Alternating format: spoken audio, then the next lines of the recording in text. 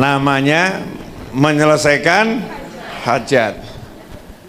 Jadi hajat yang paling mahal itu, betul ya? Maka disebut qadhaul hajah, menyelesaikan hajat. Hajat yang kalau itu nggak terpenuhi jadi masalah ya. Jadi masalah. Pengen beli rumah nggak jadi beli, nggak masalah. Pengen beli motor nggak jadi beli, nggak masalah. Betul? Tapi kalau pengen begitu nggak keluar-keluar, masalah. Bisa sampai rumah sakit tuh nanti ya, naudzubillah min dzalik. Ini arti hajat ya, sesuatu yang sangat kita butuhkan.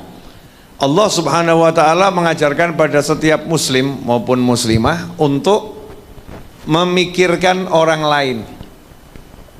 Tidak hanya mikirkan dirinya sendiri. Jadi bukan fokusnya itu mikirkan diri sendiri, tapi mikirkan orang lain. Memikirkan orang lain itu termasuk bagian terpenting dari memikirkan diri sendiri. Nah, gimana itu? Jadi kalau kita mikirkan orang lain, sebetulnya kita lagi mikirkan diri kita sendiri. Sebab apapun yang kita lakukan untuk orang lain yang sifatnya baik, itu adalah kebaikan kita sendiri. Misal saya tersenyum sama orang yang dapat senyum saya senang, betul ya? Saya yang senyum mungkin rodok terpaksa, mungkin, waduh, sebetulnya kalau wajah yang satu itu mesem kiabut, berat. Saya paksakan senyum demi menyenangkan hatinya, Yang dapat senyum senang, sayanya mungkin berat ketika tersenyum, tapi saat itu malaikat di kanan langsung nulis senyum istimewa. Ya, ketika berat tersenyum, tetap tersenyum, pahalanya luar biasa. Maka ketika saya tersenyum, saat itu saya itu dapatnya lebih cepat daripada orang yang saya kasih senyum. Betul kan? Saya dapatnya langsung, malaikat nyatet, itu tidak mungkin luput. Ketika saya sedekah, saya mikirkan orang lain, betul? Tapi pada saat itu sebetulnya saya lagi memikirkan diri saya sendiri. Sedekah itu belum sampai ke tangan orang yang terima, malaikat yang di kanan sudah nulis sedekah yang ikhlas, misalnya begitu. Amin Allahumma amin. Artinya apapun kebaikan yang kita lakukan, in ahsantum ahsantum li anfusikum. Kalau kalian berbuat baik, sungguh kalian berbuat baik untuk diri kalian sendiri. Jadi ibu-ibu semua ini, apapun yang ibu lakukan kebaikan, jangan berpikir berbuat baik untuk orang lain. Kenapa? Dikatakan jangan berpikir berbuat baik untuk orang lain, nanti khawatirnya satu, kecewa. Betul? Dua, bisa muncul rasa ujub, bangga diri, ya terus sombong, pamer dan lain sebagainya. Tapi kalau kita berpikir untuk diri kita sendiri lain, saya ini memang butuh. Kalau saya mesem, terserah nanti yang saya kasih senyum itu merengut atau mesem, cemberut atau senyum juga, saya nggak perlu itu. Yang saya perlukan malaikat di kanan nyatet senyum. Saya sedekah sama dia, perkara dia kemudian membalas dengan kebaikan, mendoakan saya atau tidak mendoakan saya, bahkan rodok nyinyir, sedekah kok cuman segitu misalnya ya, maka nggak jadi masalah. Kenapa? Saya memang nggak mikir dari dia, tapi langsung di sini ada malaikat yang nulis pahala sedekah. Ketika kita berpikir setiap kebaikan yang saya lakukan itu untuk diri saya sendiri, in ahsantum ahsantum li anfusikum, maka saat itu hati kita tenang dan kita akan berbuat sebanyak mungkin, sebaik mungkin, tanpa mengharapkan respon dari orang yang kita berbuat baik kepadanya. Ini konsep dalam amal soleh, dalam berbuat baik. Nah kalau konsepnya begitu, prakteknya seperti itu, kira-kira kita berbuat baik kemudian tidak dibalas dengan kebaikan, santai atau enggak santai? Santai. Ngirimi temennya masakan sop, masaknya sehari, temennya tinggal terima, tinggal nguntal, enak tuh ya, nguntal, ngemplok dan lain sebagainya, tinggal lep, selesai. Tapi ketika dia ngincipi, dia update status. Sore-sore dapat kiriman sop sayang, ayamnya sedikit, rasanya hambar. Diupdate status. Pertanyaan jenengan, itu kalau jenengan itu antum berharap balasan dari orang itu, kira-kira kecewa atau enggak kecewa? Kecewa. Tapi kalau berharap balasannya dari Allah Ta'ala untuk diri kita sendiri, saat saya masak udah bener, buat sebaik mungkin, ngirim niat nyeneng hati, kok orang itu megel hati, ya, membuat hati nggak enak, malaikat di kanan sudah nyatet. Makanya jangan pernah lihat objek yang kita berbuat baik kepadanya, begitu berbuat baik noleh ke kanan, ya kan, noleh ke malaikat. Gimana malaikat, suka kan? Catat loh, catat ya, yang kiri kita toleh, jangan kerja ya, libur seumur hidup. Malaikat kiri kan nyatetnya keburukan. Nah kalau cara kita begitu, maka kita hidup tuh enak. Itulah ihsan, betul-betul merasa dilihat oleh Allah Subhanahu wa Ta'ala. Ya, merasa dilihat oleh Allah Subhanahu wa Ta'ala. Kalau kita bisa merasa dilihat oleh Allah Subhanahu wa Ta'ala dengan contohnya kehadiran para malaikat kanan, malaikat kiri, maka nanti kita hidup itu bisa enaknya luar biasa. Nah karena itulah ketika kita berbuat baik kepada orang lain, jangan pernah berpikir berbuat baik pada diri sendiri. Nah salah satu jalan kebaikan adalah menolong orang yang punya hajat, kebutuhan, menolong orang yang lagi sedih, orang yang lagi kesusahan. Dalam sebuah riwayat dalam kitab Sahih Muslim dari hadits Abi Hurairah radhiyallahu anhu marfu', hadits ini disebutkan bahwasannya Nabi Muhammad SAW bersabda, man nafasa an mu'minin kurbatan min kurabid dunya nafasallahu anhu kurbatan min kurabi yaumil qiyamah. Barang siapa yang menyingkirkan dari seorang mukmin satu kesusahan dunia, maka Allah akan menyingkirkan darinya kesusahan di hari kiamat. Wah ini kalau ada temannya lagi susah dunia itu misalnya mau bayar utang 200.000 enggak punya duit, susah atau enggak susah? Susah. Nah terus kita kok punya uang 200.000, nganggur, uangnya nganggur.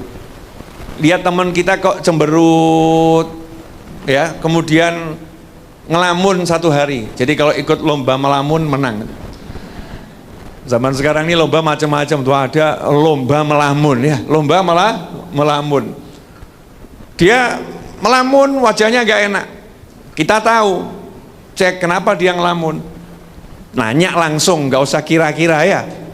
Kok beruet kenapa? Punya utang 200.000, hari ini harus bayar, tapi belum punya duit buat bayar.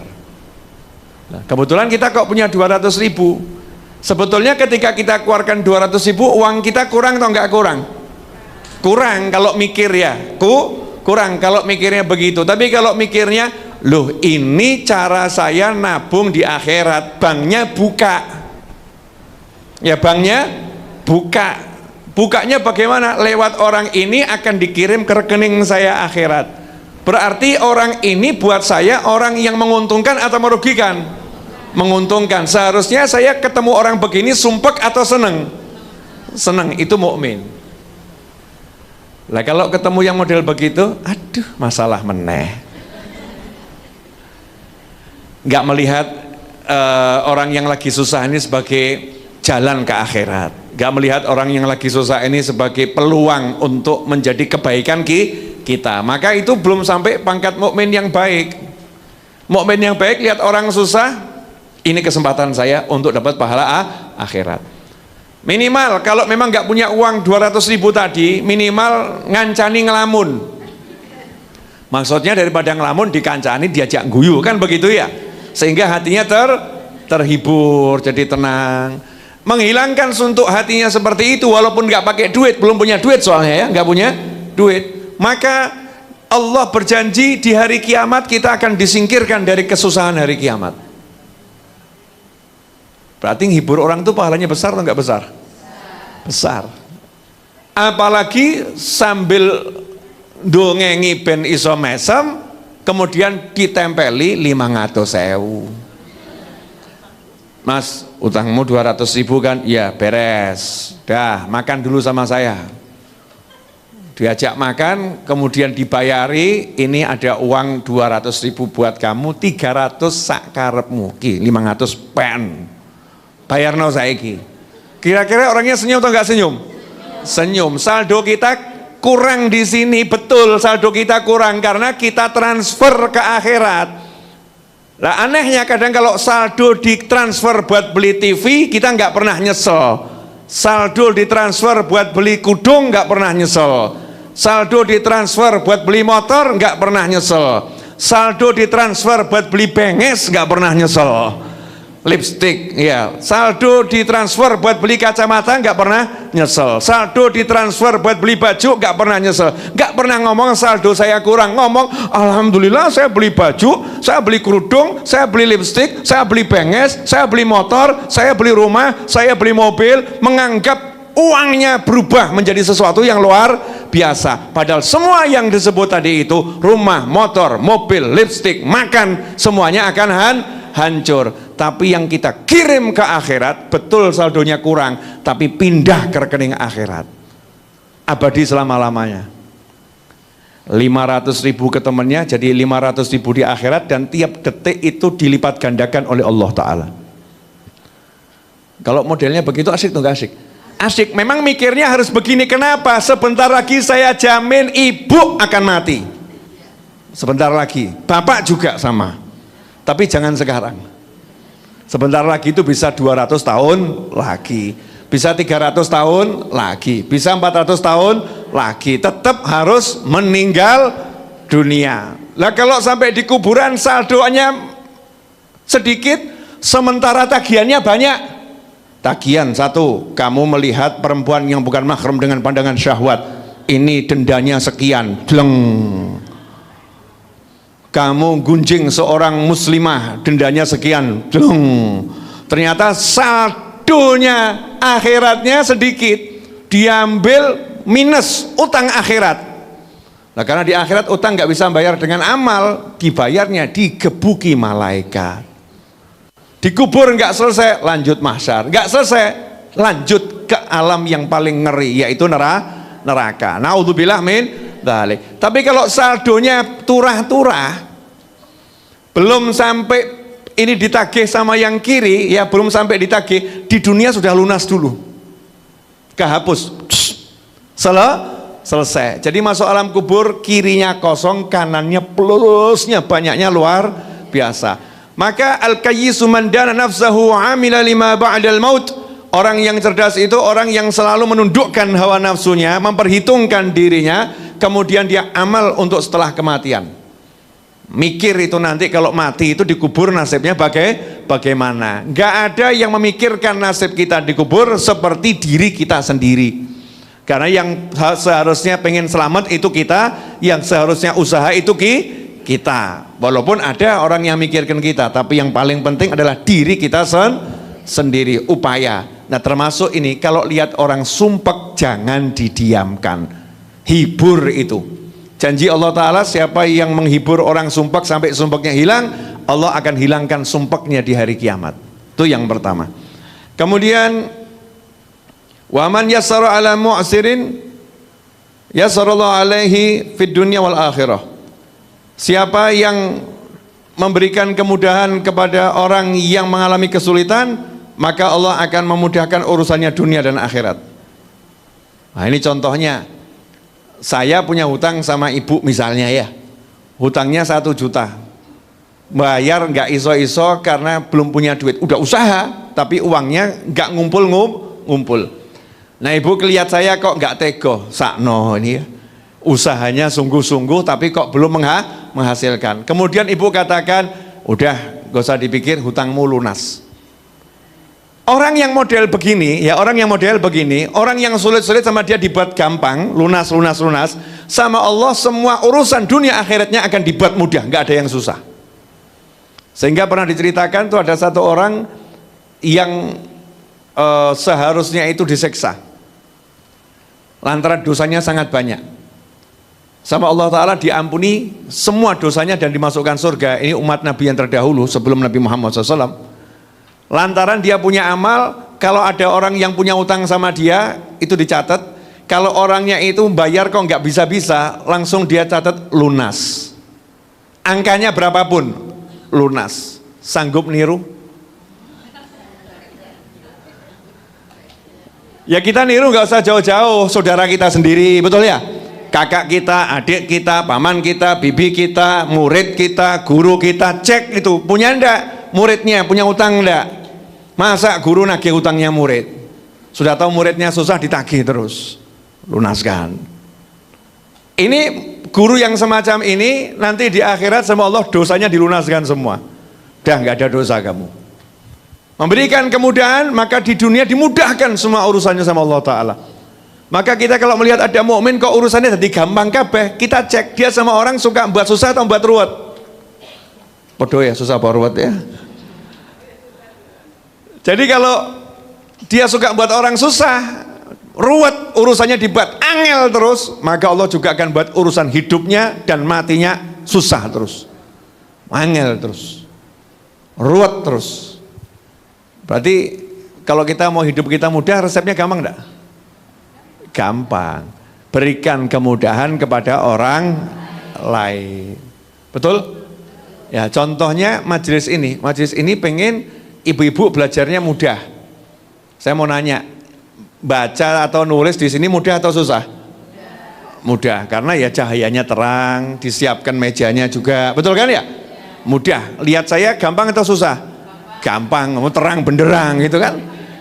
Ya, karena majelis ini memudahkan ibu-ibu belajar, maka urusannya majelis ini ya pasti akan dimudahkan oleh Allah Subhanahu wa Ta'ala. Kan begitu.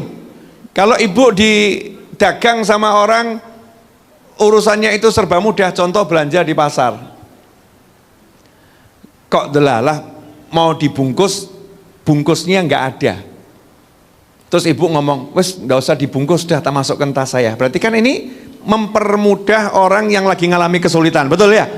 Seharusnya dia bungkus, kewajibannya dia bungkus. Kita bilang, udah nggak usah dibungkus, cemplung. Orangnya senang, betul? Nah ini ibu yang semacam ini nanti urusannya sama Allah dibuat mudah semua.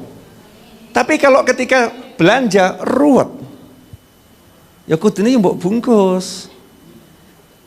Bungkus kok kaya ngono ki lho ya. Sing apik. Wes apik kurang rapet. Tukune rego 10.000, ruwete 3 jam.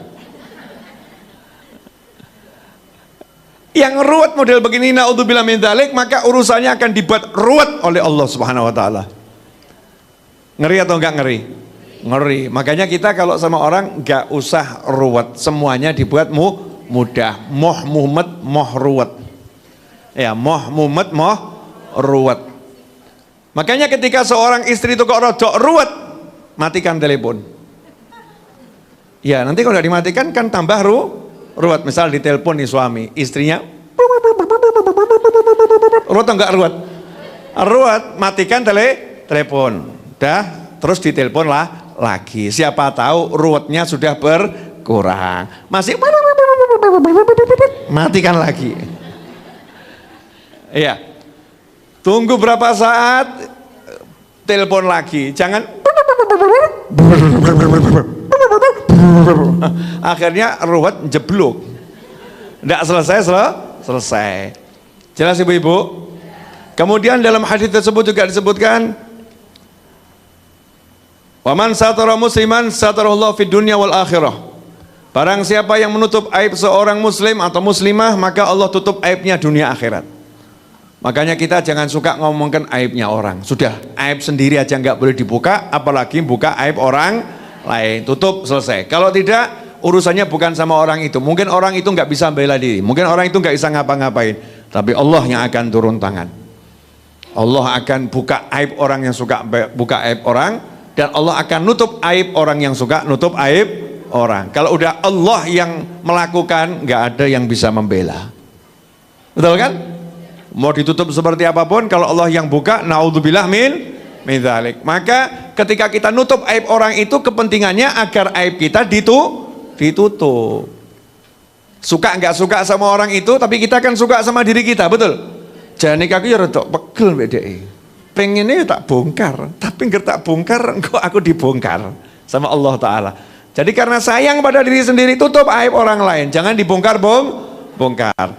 Kemudian juga disebutkan oleh Nabi Muhammad SAW, wallahu fi aunil abdi ma kana al-abd fi auni akhih. Dan sesungguhnya Allah akan selalu menolong seorang hamba selama hamba itu menolong saudaranya. Jadi orang yang suka nolong orang lain itu selalu dalam pertolongan Allah Ta'ala. Maka kalau kita pengen ditolong oleh Allah Subhanahu Wa Ta'ala, hendaknya kita selalu nolong orang lain.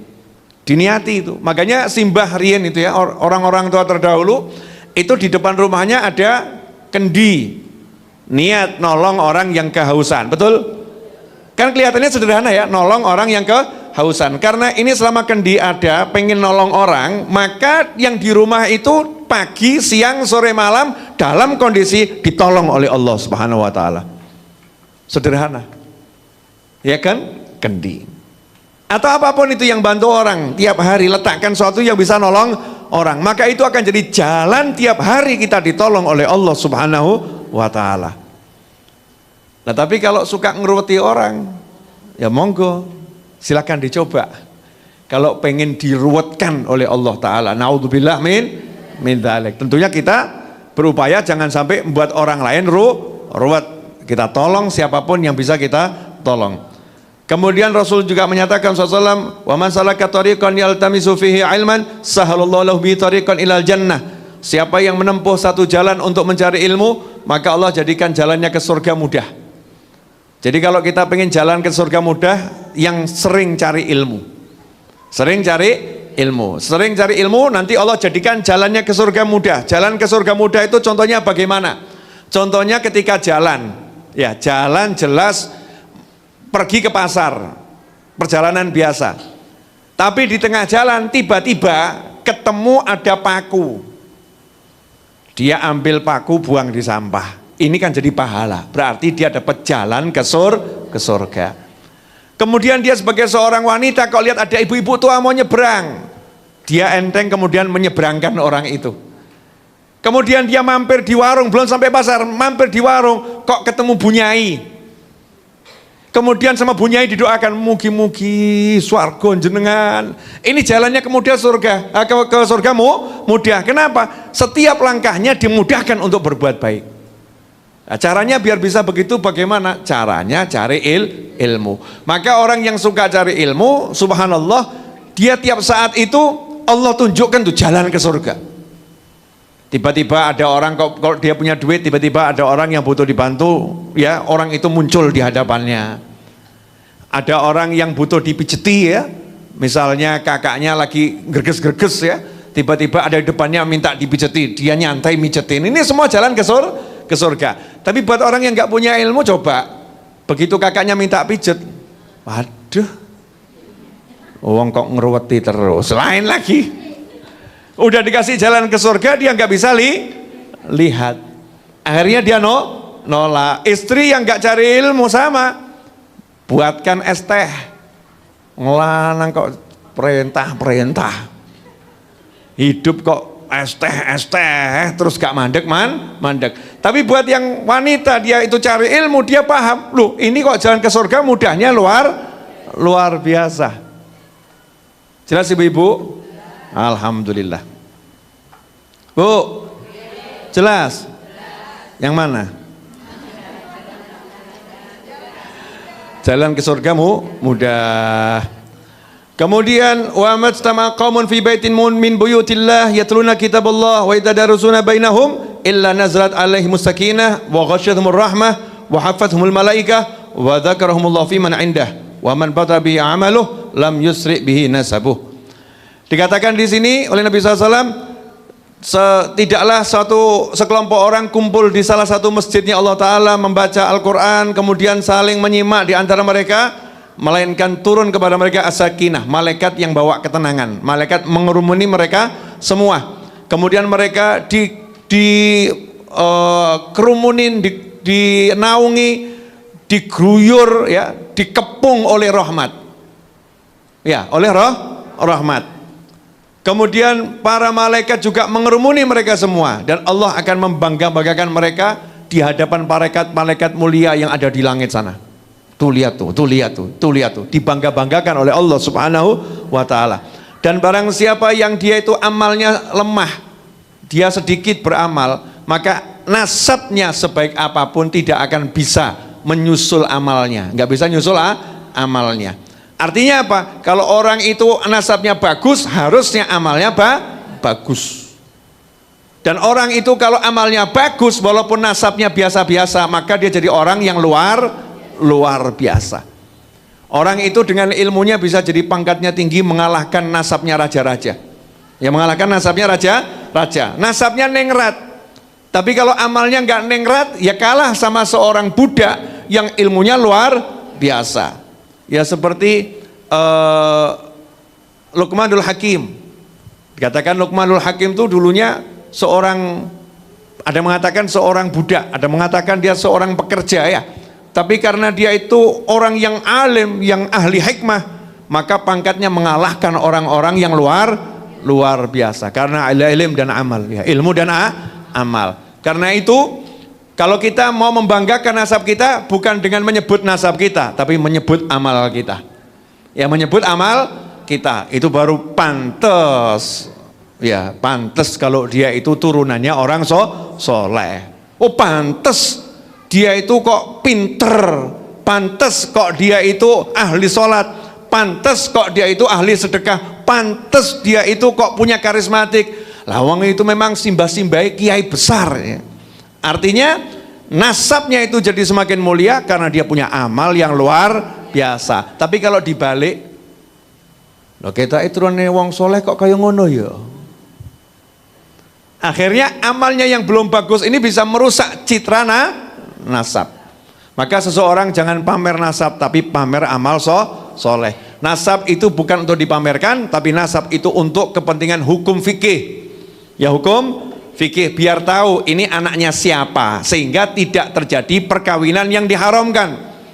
Karena kalau tidak tahu nasabnya nanti bisa terjadi kakak adik nih nikah, ponakan sama bibinya bisa nikah, ponakan sama pamannya bisa nikah. Maka nasab dibutuhkan untuk urusan fikih, biar tahu ini berhak terima warisan atau tidak, biar tahu ini berhak terima zakat atau tidak, karena ada nasab-nasab tertentu yang tidak berhak terima zakat. Jadi ilmu nasab untuk itu, bukan untuk bangga kemuliaan. Bisa dipahami? Alhamdulillah. Jazakumullah khairan. Mudah-mudahan berkah manfaat. Belum selesai. Barang siapa mewujudkan hajat saudaranya, maka Allah wujudkan hajatnya dunia akhirat. Jadi kalau pengen hajatnya kabul, caranya cari hajat orang lain. Ikhwani rahimakumullah.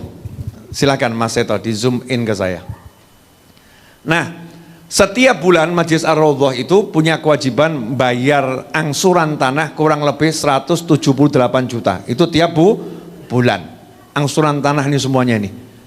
Memang betul sudah dibayar lunas, tapi saya hutang ke beberapa orang untuk melunaskannya. Yang saya angsur tiap bulan. Total angsurannya sebesar 178 juta. Kalau antum mau ikut andil untuk pelunasan tanah, untuk pembangunannya, untuk kegiatan Majelis Ar-Raudhah, maka bisa transfer ke nomor rekening yang tertera di layar monitor. Insya Allah berkah dan manfaat untuk semuanya. Kemudian yang kedua, salah satu bidang usaha saya adalah jualan e-book atau buku digital ya, e-book. Saat ini yang sedang saya pasarkan adalah e-book Istri Idamanku.